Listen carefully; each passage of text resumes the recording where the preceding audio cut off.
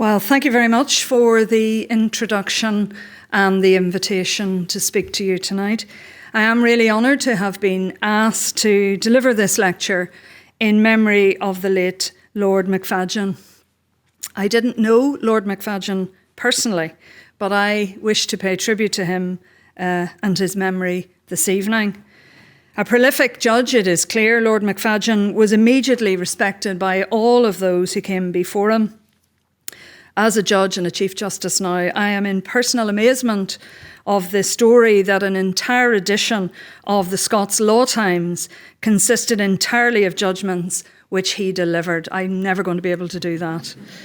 That achievement on its own, however, speaks to Lord Macfadyen's commitment to the administration of justice. But it is equally clear that he was a much-loved figure as well. Lord Reid, in a previous Macfadyen lecture, described his former colleague as a model of an advocate and a judge, combining integrity, legal scholarship, sound judgment and humanity. Sir David Edward, in the first Macfadyen lecture, declared that there was no one who more perfectly represented the ideal of what a good Scottish judge should be. I would only add what has no doubt been said many times before. It seems to me that he represented not just what the good Scottish judge should be, he represented the ideal of every judge. Lord Macfadyen is clearly sorely missed by all who had the privilege of knowing him, and I am humbled to contribute to this lecture series that so rightly celebrates his memory. I also want to thank the Scottish Council of Law Reporting for organising this evening's event. It is fitting that we are gathered here in the stunning surroundings of the Royal Society. Since its establishment in 1783, the Royal Society has tirelessly championed the advancement of learning and useful knowledge. I note that the Society boasts 1,800 fellows who are equipped to provide independent expert advice to policymakers and inspire the next generation of innovative thinkers. And that's maybe where I got the title for my lecture tonight from. So I know I'm on hallowed ground. I know as well, and I hope it's evident from my remarks, that there is great utility in promoting understanding between law and sciences. As Saunders J. observed as far back as 1553, if matters arise in our law which concern other sciences or faculties, we commonly apply for the aid of that science. The question now becomes, how do judges apply for the aid of science in the modern world? As impartial arbiters of the law, we are asked to resolve disputes that involve unique controversies and expound from those cases and cases similar to them clear and uniformly applicable principles of law.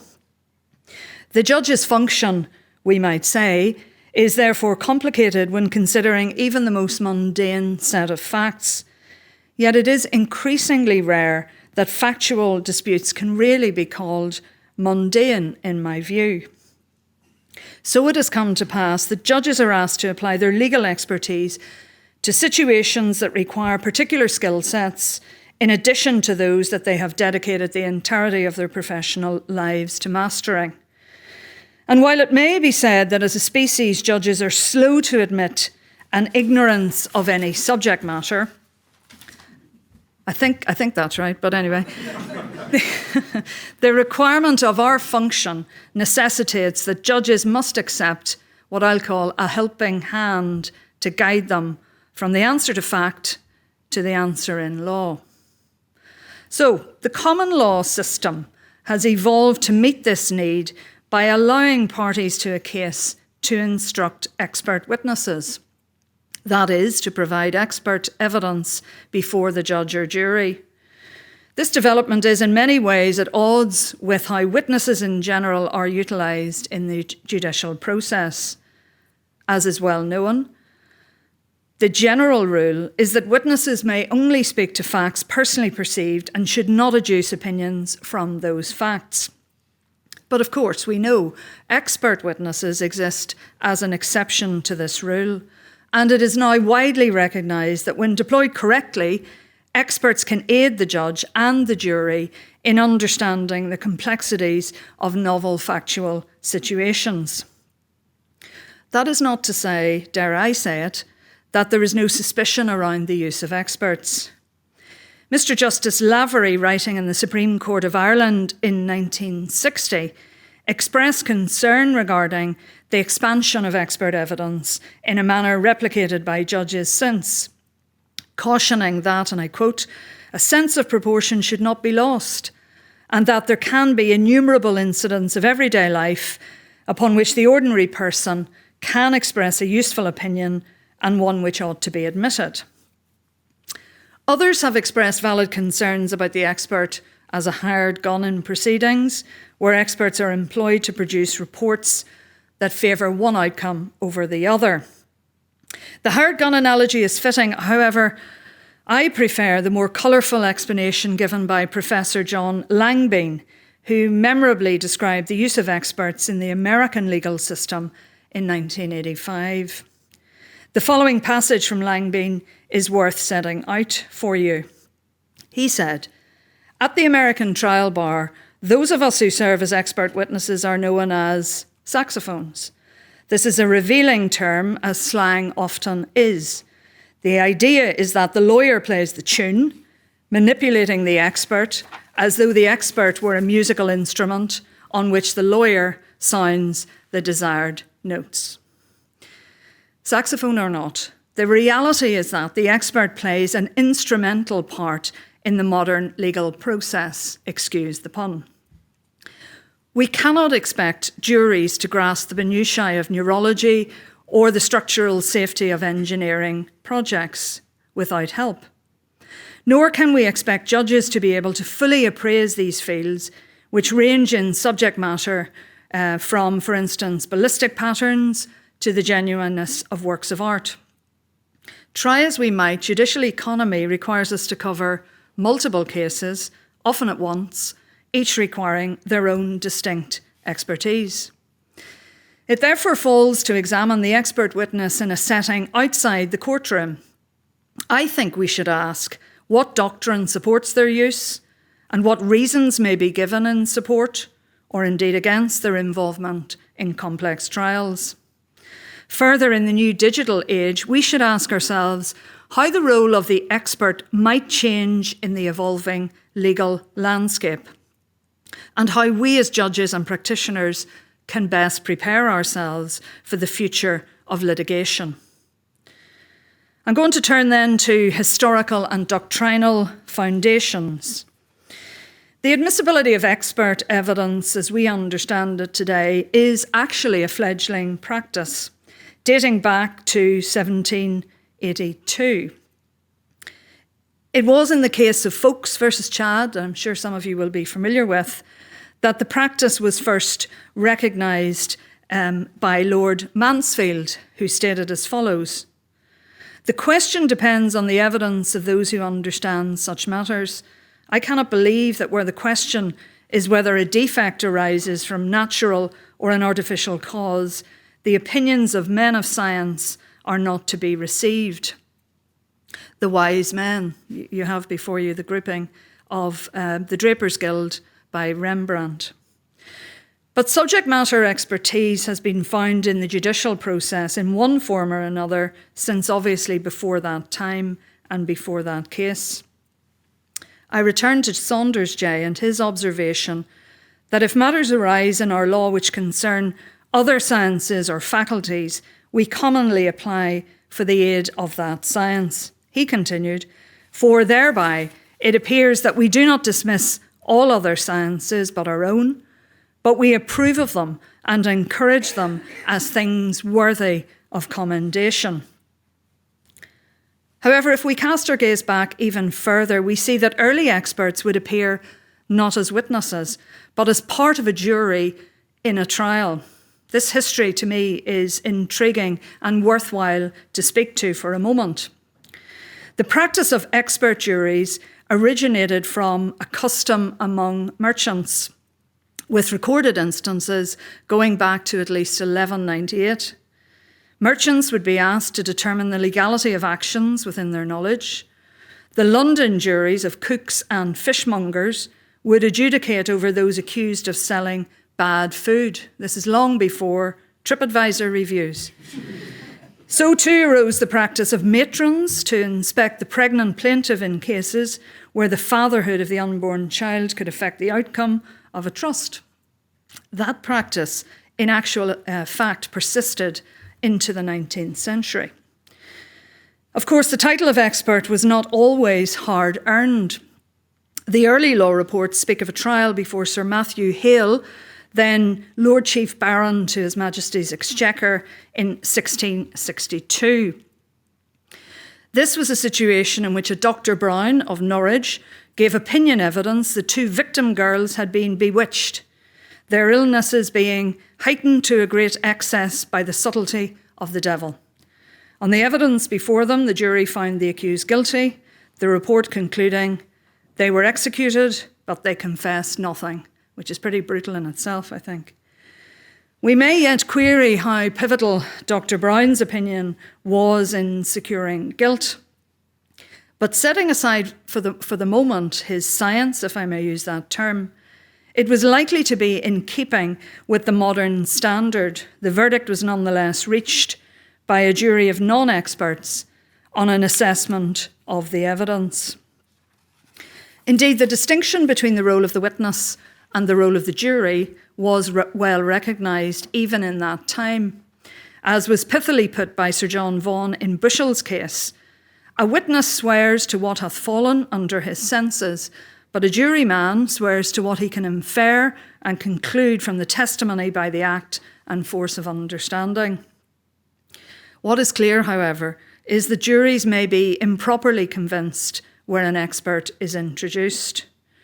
Moreover, while advances in modern understanding hopefully preclude such egregious injustice nowadays, this case that I've just referred to demonstrates, I think, perhaps more than any other, the need for a well-regulated regime if we are to employ experts to aid our understanding of issues before the courts. I'm going to return then to Folkes and Chad. At issue was the position of an artificial embankment close to Wells Harbour in Norfolk. Local landowners had used the embankment to reclaim land from the sea, but this allegedly caused the deterioration of the harbour. In the course of litigation, experts in engineering were called to inform the jury of what, in their opinion, led to the decay. Although most of the experts had observed the harbour, the philosopher John Smeaton had not. At the original trial, Smeaton's evidence was excluded, as the trial judge determined it to be a matter of opinion, which could be no foundation for the verdict of the jury. But on appeal, Lord Mansfield took the opposite view because he thought that Smeaton's evidence should be heard. He said, "It is objected that Mr. Smeaton is going to speak, not to facts, but to opinion. That opinion, however, is deduced from facts which are not disputed.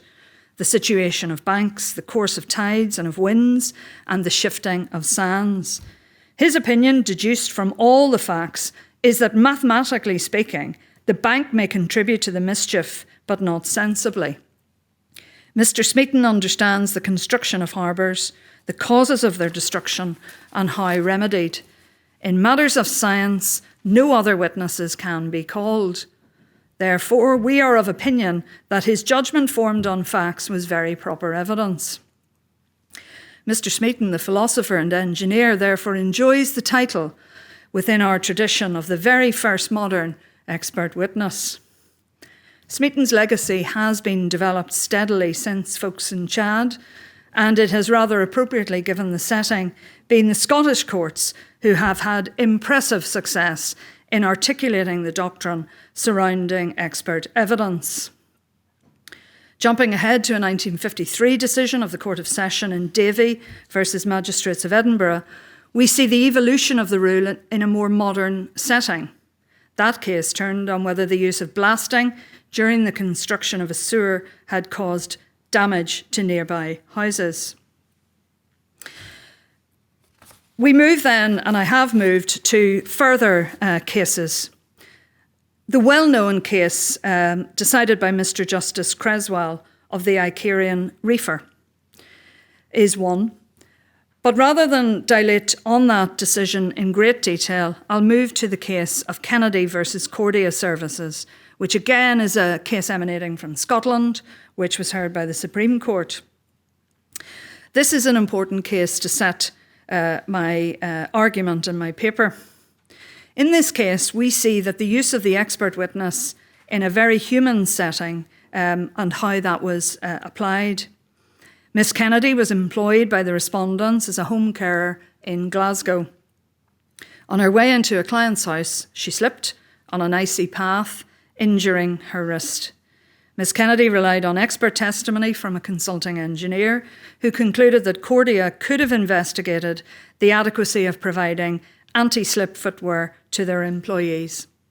The Supreme Court agreed, allowing Miss Kennedy's appeal, and in doing so, they set out authoritative guidance on the use of expert witnesses in civil cases. Guidance which I'm sure practitioners day to day apply. Applying Kennedy, British courts should, of course, therefore address 4 matters concerning the use of expert evidence.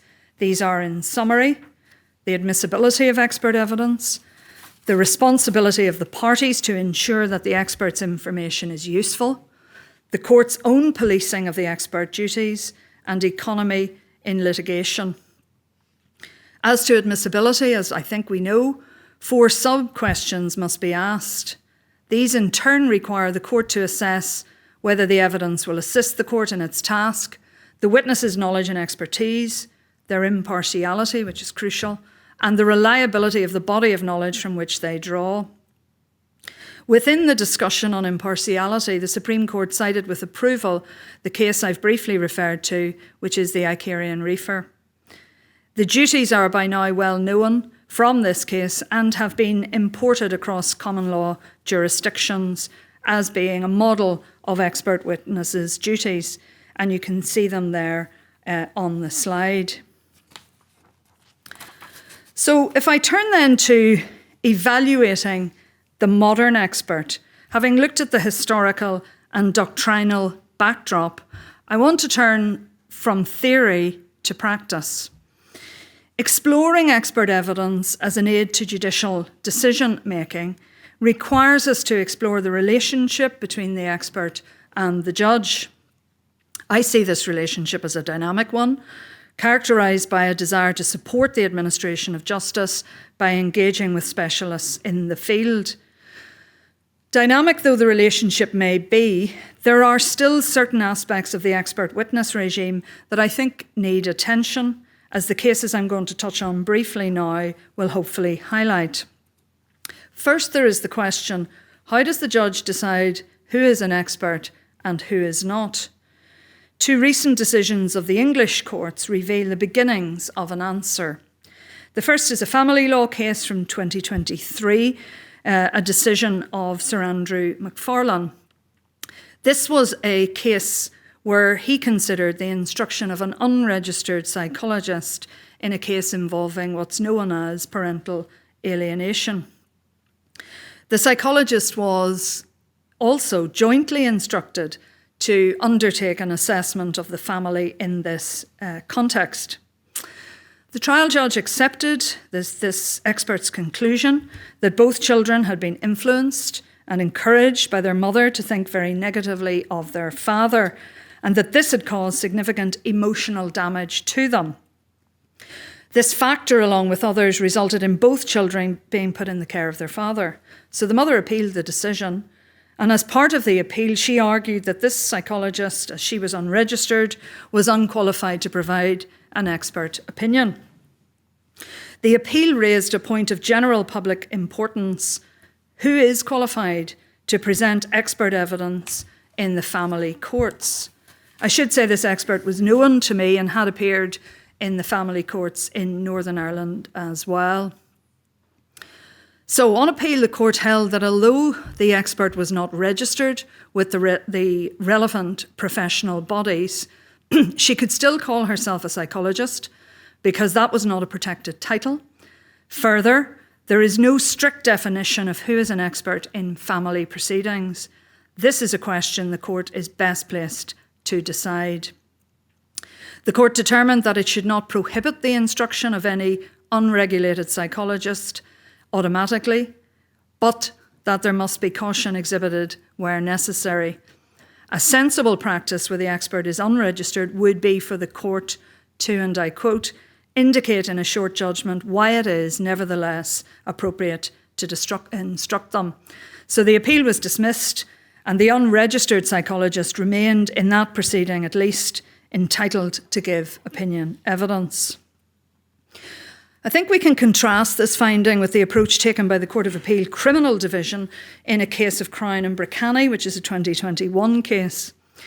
In that case, the court held that a report produced by a single competent authority and signed by a caseworker was not admissible as expert evidence in determining whether a defendant was a victim of modern slavery under the Modern Slavery Act 2015. The core question was whether the witness had sufficient knowledge to render his opinion to the court. Accordingly, it would not be sufficient to assume that because administrators are likely to gain experience in the type of decision-making they routinely undertake, that simply by virtue of that, they can be treated as experts in criminal proceedings in this field. Particularly, I think, given the subject matter. More specifically, on that note, as to the proposed expert himself, the court was sceptical of the caseworker's willingness to work from hearsay evidence, his apparent reliance on information that was not factually correct. Thus, although the caseworker was working towards a PhD in the field, and no doubt was well motivated, he could not be considered an expert for the present purpose in that case. So I think, as is seen from these two cases, the answer to the question of who is an expert witness will result in an intensely case-specific analysis. It remains a priority for the court to accept only opinion evidence, of course, that comes from actual experts. Who is best placed to serve as an expert does not depend on qualifications alone. It seems to me to be a more holistic view. This rationalisation is in keeping with the general recognition that the title of expert witness is no longer the sole privilege of those members of the old academically established sciences. I think that's a matter of common sense given how our society has progressed in any case and how the questions we have to decide have changed. But this was recognised by Chief Justice King in the Australian case of Boynton, when the Chief Justice said as follows: "The question is whether the witness has acquired by study or experience sufficient knowledge of the subject to render his opinion of value in resolving the issues before the court." Now, I pause to say that is, of course, not to say that any professional can claim to be an expert in their field. Just because it was open to an unregistered psychologist to furnish the court with her professional opinion in the case I've mentioned does not mean it would be open to any psychologist to intervene. I think the way to put it is that the question of skill or qualification is not static. It is just one of many questions that the judge will ask themselves as they proceed with the case. Thus, I think it is open and indeed preferable for the judge to factor in the expert's credentials when weighing their opinion against other factors in the case. Such appraisal allows for the judge to keep an open mind as to the evidence and to prioritise relevant aspects of the evidence as they see fit. So this brings me to my next consideration: how should judges treat expert opinion evidence? And I'm going to take a few examples from cases in Northern Ireland in relation to this. The simple answer is, of course, with requisite caution, taking into account the context of the case. The examples I mention in the slide start with a family law case, again, heard in our superior courts. Broadly, a child was taken into hospital with severe injuries, leading the attending physicians or clinicians to worry that the child had been abused. His parents disputed the claim and sought to adduce expert evidence from a doctor based in America. This expert was willing to testify that the injuries could be explained by the fact that the child had inherited Ehlers-Danlos syndrome from his parents. This would have led to him allegedly being clumsy and susceptible to injuries as a result of a congenital disorder. So the expert witness was allowed in the case, I think, probably rightly to end the forensic line and to allow the parents to have their say, notwithstanding some reservations about input, which are clearly set out in the judgment. But the doctor submitted 2 reports and provided oral testimony. Now, if you read the judgment in this case, and the reference is in my paper, you will, I think, see a number of red flags raising fairly early on. Despite not having met the child, that's the first one, he stated that the court should follow his conclusion. The second one is how didactic he was, as they fitted very well, and that this was, in quotes, his area. That's the third red flag. Incidentally, he thought that people who lived in Northern Ireland were very deficient in vitamin D due to lack of sunlight, which probably applies to all of you as well. I'm probably giving now the cat out of the bag that I did hear this case. You're not supposed to talk about your own cases, but I'll let that go anyway. But despite his certainty, the evidence was rejected because it was clear that the doctor had actually worked in terms of his methodology to prove his hypothesis rather than establish a diagnosis from the facts. The doctor did not mention significant matters that he relied upon in evidence, such as the child suffering bruising at birth. He also cherry-picked parts of the information provided directly by the mother into his report in relation to signs of EDS and discounted other parts. Moreover, when considered against the other evidence in this case, including separate expert reports from paediatricians who actually had examined the child, it was clear that his report could not be considered determinative. And interestingly, we had a request from New Zealand about this case.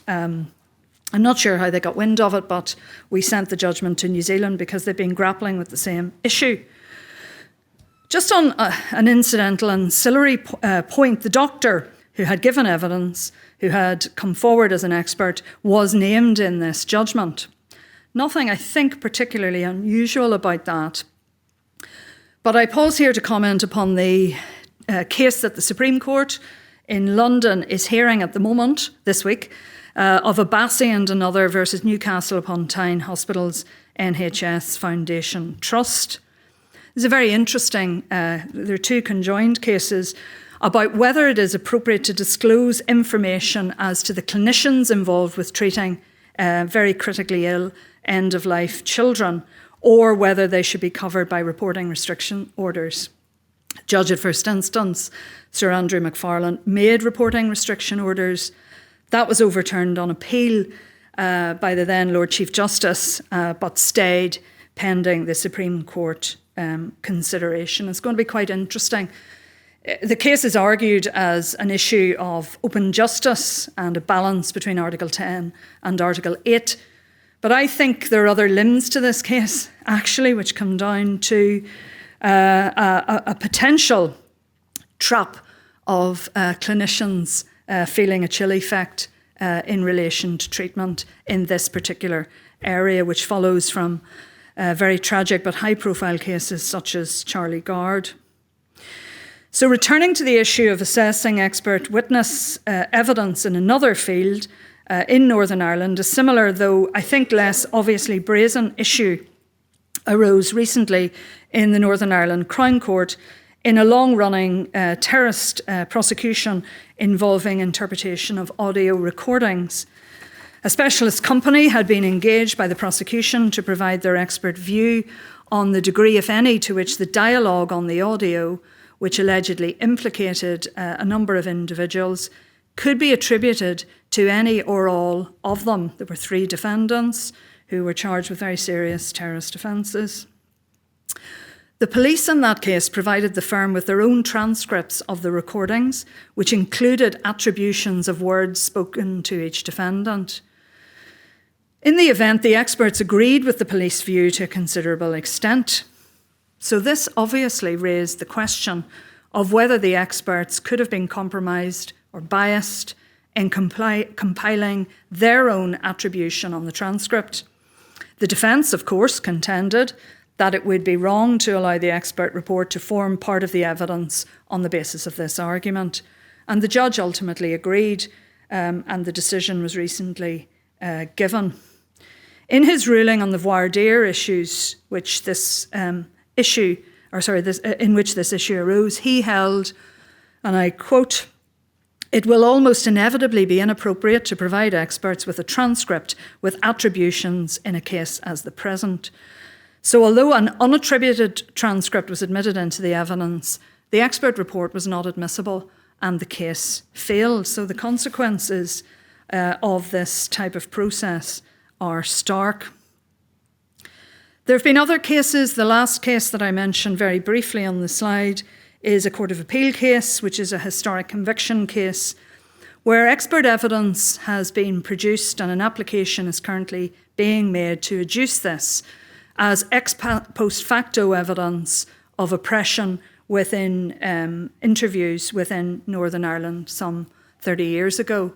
So not the law of the time, but the current law applied retrospectively, pre-PACE, pre-Human Rights Act, should these expert reports be admitted.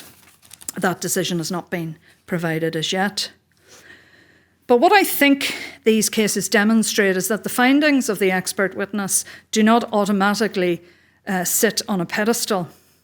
I worry that there is a not wholly unreasonable fallacy that an expert concluding in your favour will mean that the case will be decided in your favour, at least in the public consciousness.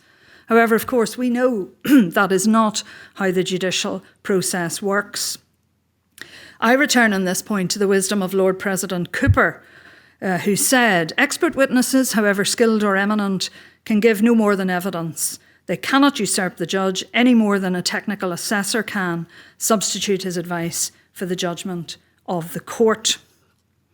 The correct position remains that expert reports serve as an interpretive aid to the court. They distill complex data or information of which the court is naturally unfamiliar and present the information to the court in clear and accessible terms. From there, where necessary, the expert will be entitled to offer an opinion on what this evidence tells us.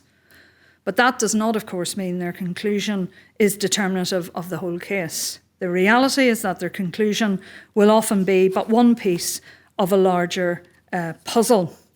And the final decision rests with the judge, who is under their own obligation to provide a closely reasoned judgment that sets out how they weigh each piece of evidence.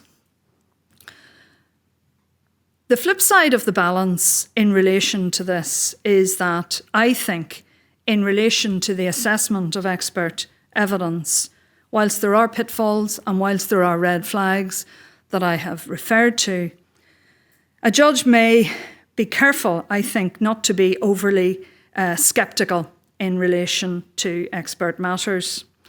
As with so many things in law and indeed in life, the question is therefore one of balance. On this theme, I want to mention briefly a Supreme Court case which has recently provided some helpful guidance in relation to experts of Toohey and Griffiths. In that case, the court unanimously held that the uncontroverted expert evidence could not be challenged in the conduct of litigation without giving the expert a chance to respond to the challenges. So there's a more procedural penumbra to this area of my discussion. The case, as you may know, arose from an incident of food poisoning that was said to have been caused by food consumed while on a package holiday by the plaintiff organised by Toohey. The claimant, Mr. Griffiths, instructed an expert who concluded that the likely cause of the stomach upset he had was the food and drink served at the hotel. Toohey, however, did not cross-examine the expert, nor did they submit an expert of their own on this core issue. However, in closing arguments, they criticised how the expert reached their conclusions and argued that the deficiencies in the report meant that Mr. Griffiths had failed to prove his case.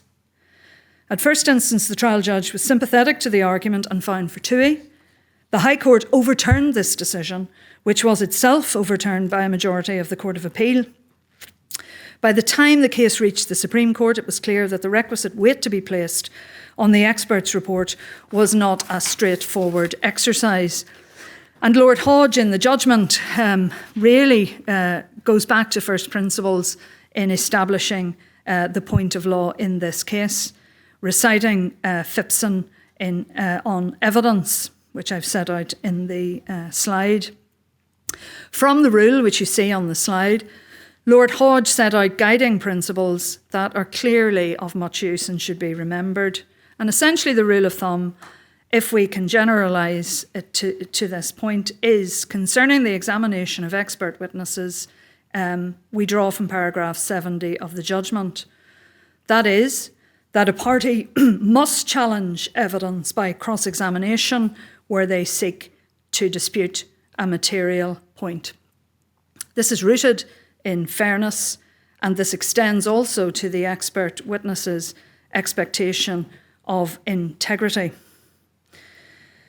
Drawing all of the points together that I've mentioned in this section of the talk, I think that we are now in a better place to understand who the expert is, how they interact with the court process.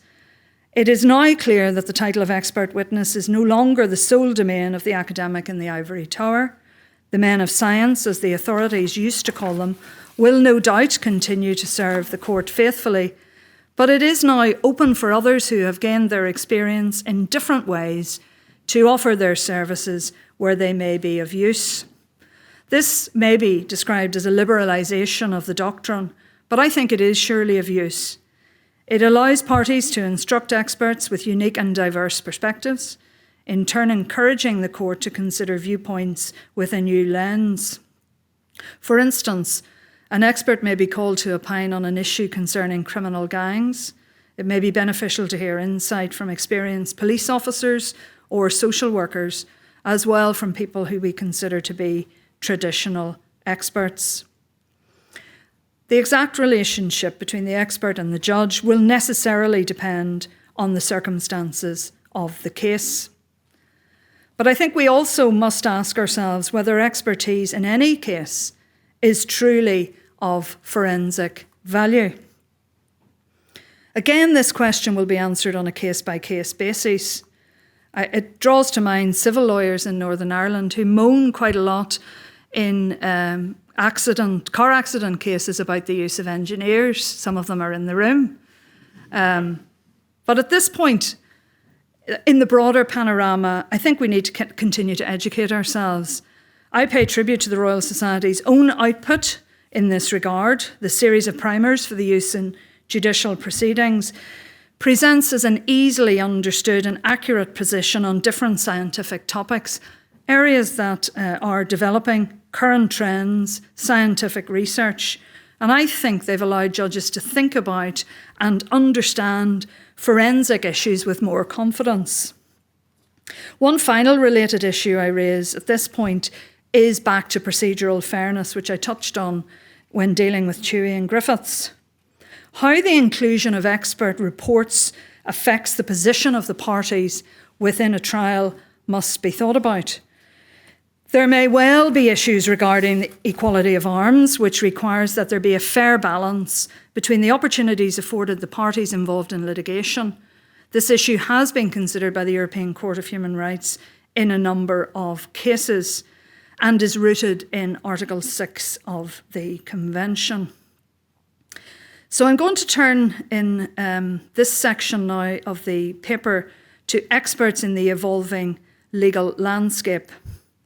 Having assessed the current state of play, I want to explore briefly the relationship between the expert witness and the judge and how that might change with the advent of artificial intelligence. My judicial assistant mocked this up for me to show the robotic expert. Now, I have spoken about AI recently. I have educated myself as best I can on it. I don't profess to be an expert, may I say at the outset, on AI, but it's something I've had to learn about. I actually come to the debate as what I've coined myself as a healthy skeptic. I think it's important to be aware of how AI might influence decision making, but I think there are still some questions to be asked, which I'll briefly touch upon as I come to the end of my talk.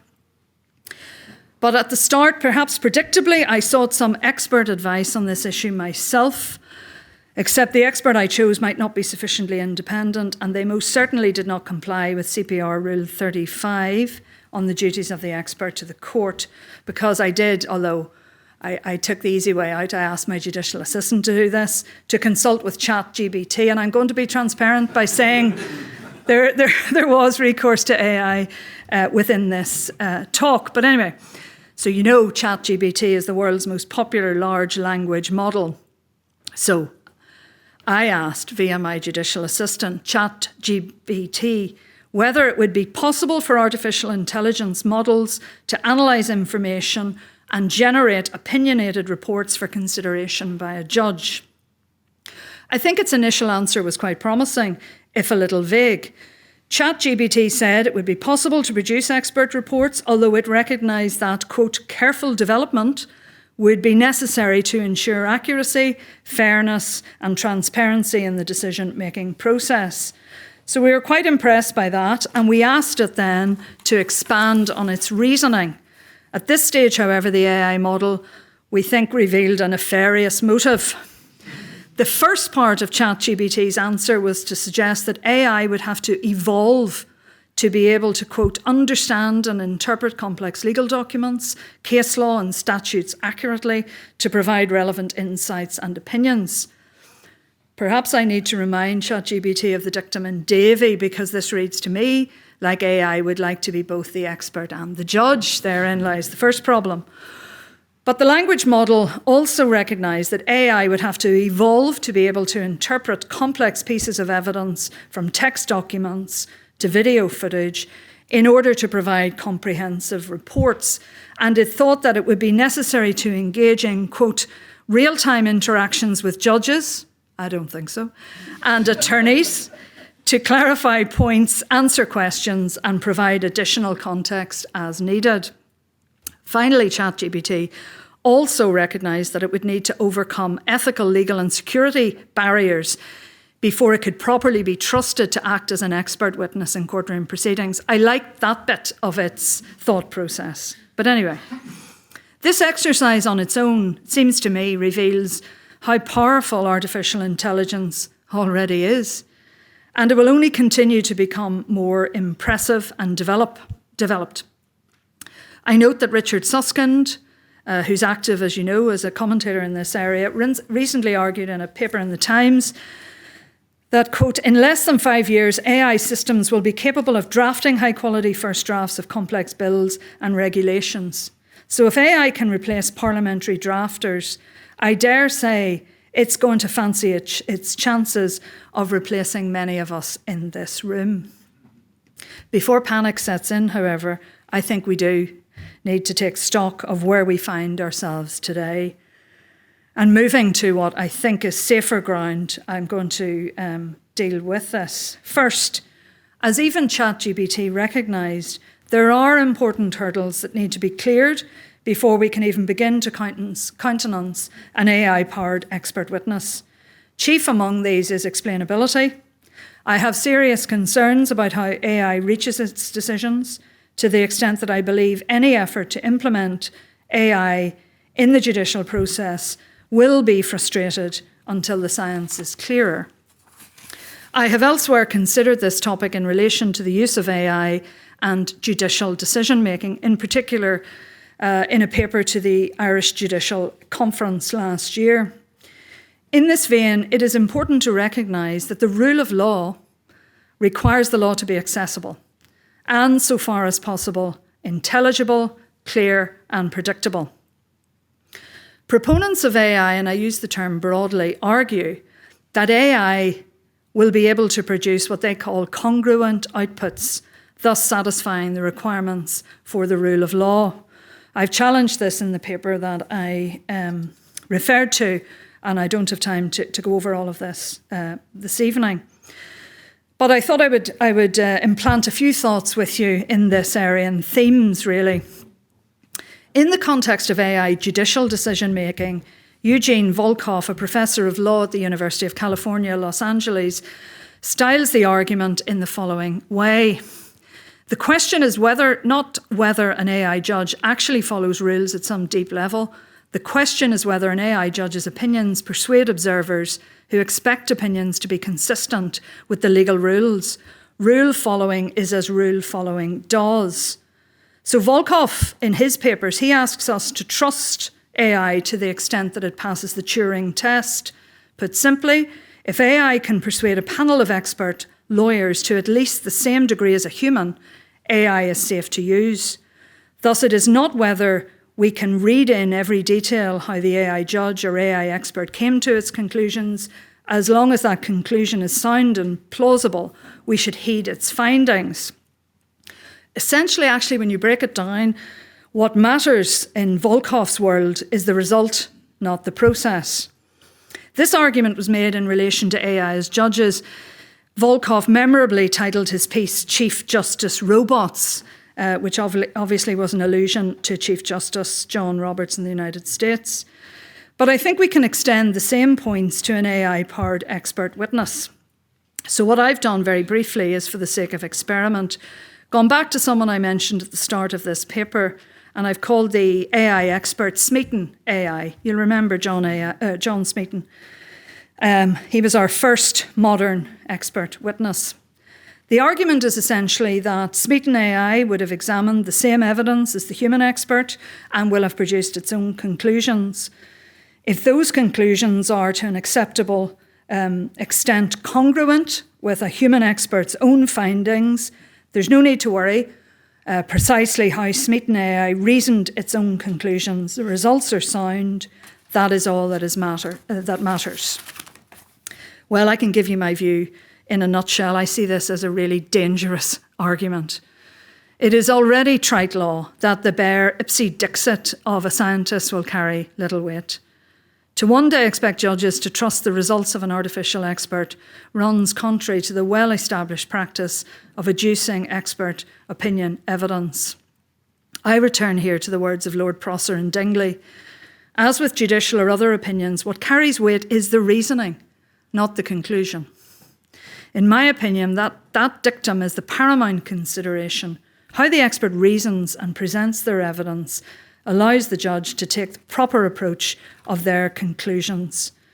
Being able to identify from almost a step-by-step walkthrough how the expert interpreted the evidence will inform the judge what weight to ascribe certain parts of the report when assessing evidence in the round. This, I think, is fundamentally a matter of fairness, good process, and transparency. So I think it's misguided to say that we don't need to worry about the process as long as the result is right. The reality is that we judges will not be able to understand how AI comes to its decisions. For instance, while we will likely be able to know what sources an AI expert has relied on, it will be more difficult to know how it prioritised or weighted those sources. We may know that it was done by an algorithm, but we will not be able to easily assess the strictures of the underlying code.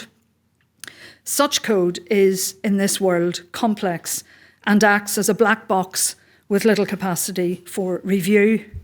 And ironically, I think, if you really step back and think about this, the solution, of course, would be for courts to instruct human experts to confirm first that the underlying code is properly developed, and secondly, that the conclusions released by the AI model are sound. So, in essence, Smeaton AI will always have to have its homework checked.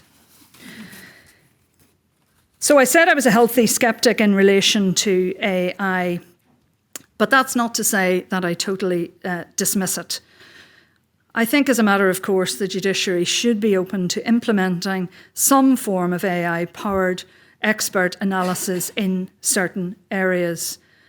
Areas that involve disclosure, for instance, are obviously more adaptable to this model, I think. So I think as a compromise, it is wise to consider how Smeaton AI could complement the human expert witness in their work, and complement really is the operative word in that sentence. The benefits may well actually be immediate and assist with our overriding objective to deal with cases justly, but without too much cost and time expended. I think it won't be long before AI models will be trained to gather information across research databases to assist, providing initial reading lists or summaries of research papers or peer-reviewed findings, extracting relevant disclosure, as I've said, and that does save time. Lord Justice Burse, who you will, I think, possibly know if you're interested in this area of AI, has recently made headlines when he said that ChatGPT was able to correctly provide a summary of an area of law that was ultimately included in the published judgment in the commercial field. Relatedly, the advent of AI may also enable the expert to provide a concise summary of the area of study that is relevant in a given case. And Lord Justice Burse has praised AI's ability to engage in what he terms lossy compression. That is to say, the practice of compressing voluminous information into a digestible précis, thereby tolerating the loss of some of the information content. I think there may be an avenue to explore how an unbiased AI may assist in contributing, therefore, to an expert witness report, but I stress assist. For instance, if we return to the case heard in the Crown Court that I mentioned in Northern Ireland regarding audio recordings, it would be groundbreaking and of use, potentially, if AI could be utilised to properly and impartially attribute dialogue in audio recordings to individuals based on comparisons with other attributable audio clips. The human expert could then perform their own check and recommend their and the AI's findings to the court. If it's manageable, I envisage that AI could also play an important role in other forensic sciences, such as DNA, gait, or ballistic analysis. And I think in this vein, it is important to note how effective AI has been within the medical world generally. The difference between partial and complete AI analysis would be that the numbers would be crunched by the AI, but the role of explaining the findings would be left to the human expert. That, to me, seems like a reasonable and proper compromise. I think such a system would have the effect of providing decisive and objective analysis while also keeping the necessary oversight that the human expert provides. So to my mind, there is a role for AI in the expert witness paradigm. Further, I wholeheartedly believe that sooner rather than later, we will see expert witnesses gradually introduce some elements of AI-generated work into their own expert reports, which they will, of course, have to cite. As long as discretion is carefully exercised, I hope that this practice will help the economy of the expert's practice and in turn help with the administration of justice. So to finish, in my conclusion, I want to draw what I've said tonight into some simple messages, and I have 6, which are these. Firstly, experts help.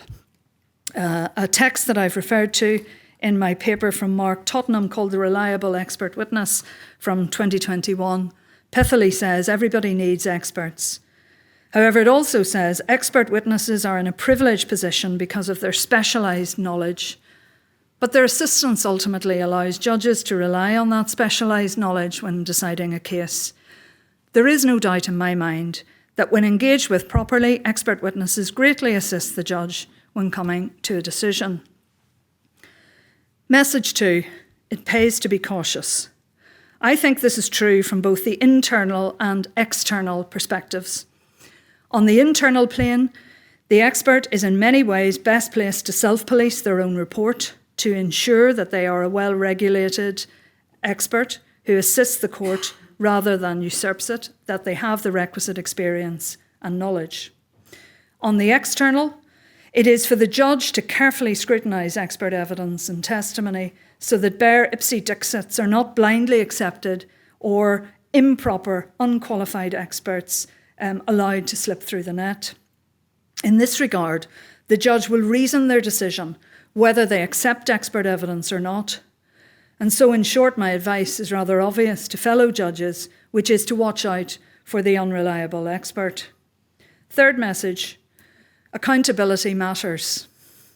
It's now 13 years since the Supreme Court in the case of Jones and Caney ruled that immunity from suit for breach of duty, whether in contract or in negligence, applies to expert witnesses. The message from the judiciary is clear. Experts owe a duty to the administration of justice, that their reports and opinions are formed on the best scientific practices to date, and their duty is to the court. Fourth message, careful case management is beneficial. On this, I simply refer to expert witness practice guidance, the fact that expert witnesses and practitioners are regulated by court structures. Practice directions across all of our sister jurisdictions make clear what is expected of the expert and give an indication of how the court will proceed in a standard case. Fifth, AI may assist, albeit with a dose of healthy scepticism.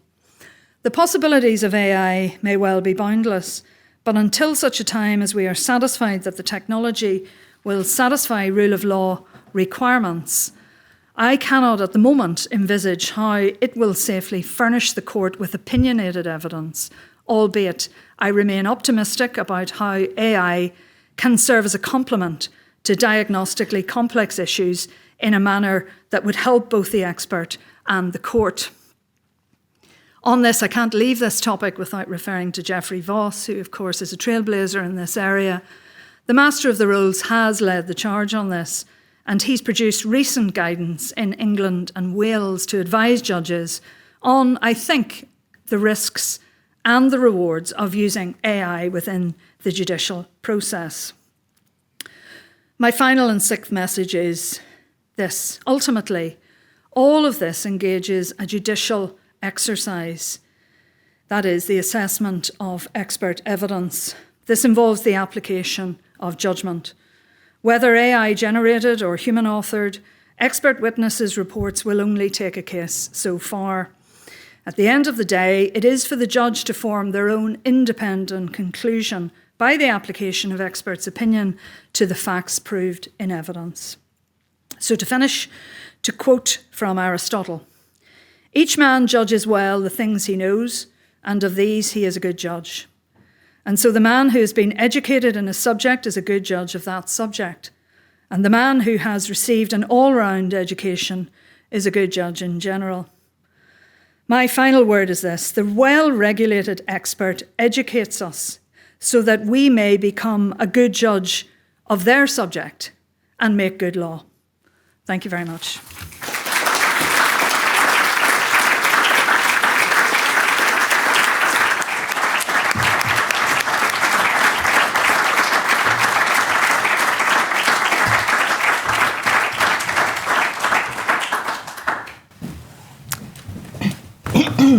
Thank you very much. That was a really interesting and thought-provoking speech. Madam Justice Keegan has kindly agreed to answer any questions that anybody may have, or comments, or debate that people want to have. So, yeah, can I invite hands from the floor?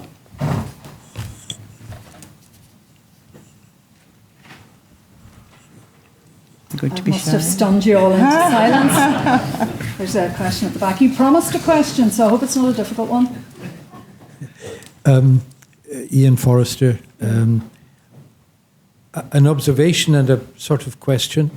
I think that frequently, very, very commonly, the expert witness is also the advocate. The expert witness is there because the expert witness is fluent in advancing a point of view which is in accordance with the side for which he or she is speaking. And I remember a case about animal welfare, where it was the French expert and the Scandinavian expert who were taking diametrically opposed views about whether a particular thing was dangerous.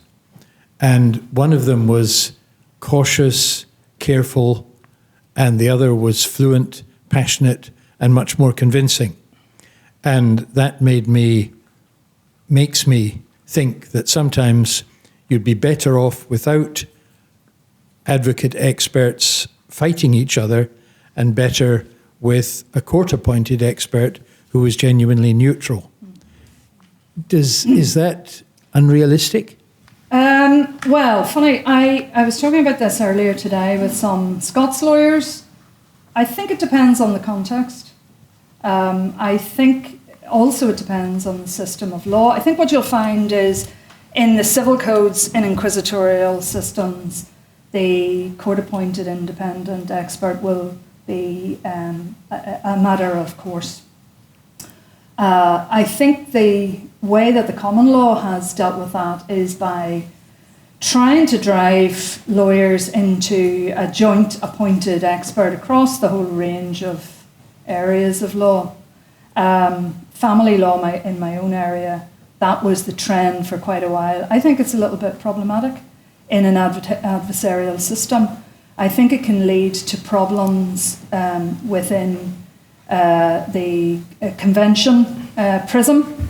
I think it can waste time sometimes, because what will happen potentially, as you can imagine, is a fact of life. The party who doesn't get the view from the independent expert is going to apply to the court for their own expert. There's a brilliant judgment in the family arena from James Mumby on this, and he said he granted leave to have an expert after a joint expert to, as he called it, end the forensic line. So in that sort of adversarial area where the stakes are high, I don't think it's I think it can store up trouble.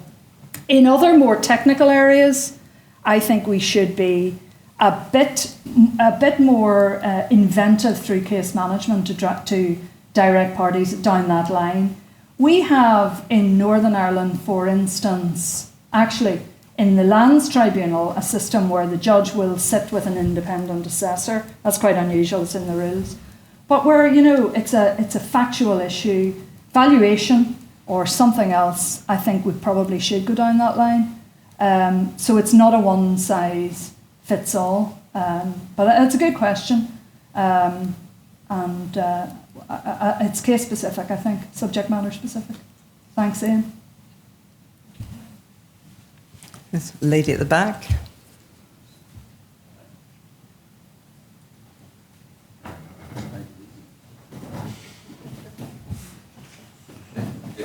It's a gent, it doesn't matter. Oh no, there wasn't. Well, no, there was a lady with her hand up. So she can go next. I don't get into the contentious area, what's a man or a woman, but in terms of my question, it's about groupthink, scientific groupthink. So if you're taking an expert witness from an area of scientific thought that's a settled area, that might seem quite secure and quite good, because there's a lack of doubt about it. However, groupthink can be a dangerous thing. I'm going to say a sort of another contentious thing now about, say COVID. Now, during the COVID period, there was scientific, certainty about what should happen with this disease. Now, all sorts of different opinions are coming to the fore and being discussed, it's being reviewed. So groupthink could potentially be very limiting, but it might give you a certainty that there's a false certainty. Yeah. Well, that's a corollary of what I said about the single joint expert, because there, as a judge, I think you have a natural inquisitive eye to, is there another view? I mean, if you did have a single expert, you would ask that question. Is there another view in this? What's the peer-reviewed literature saying? And actually, where groupthink, I think, is dangerous. Also, the expert orthodoxy in lots of different areas changes. As you pointed, COVID, there's lots of different areas where, the orthodoxy has changed over time. I think it's healthy to hear other views within reason. But I think where you where you see this played out is sometimes as well in a joint expert meeting. I haven't developed too much in the spoken word or case management, but we have joint expert meetings. The danger with those, of course, if you actually break it down, sometimes can be that the expert who speaks the loudest and perhaps has the most, bombastic personality can implant an idea that others agree with. I've actually seen this happening to the point where in some cases, when I was at first instance, I thought it was a bit of a waste of time. I'd rather have a hot tub. That's not a hot tub, as you know, as you will all know, by the way. I'd rather bring them all together around the table and hear the issue. So, okay, it might take a little bit more time and effort, but when the stakes are high and there's the potential of different voices in an area, I'd rather myself hear them. Back to groupthink, be careful.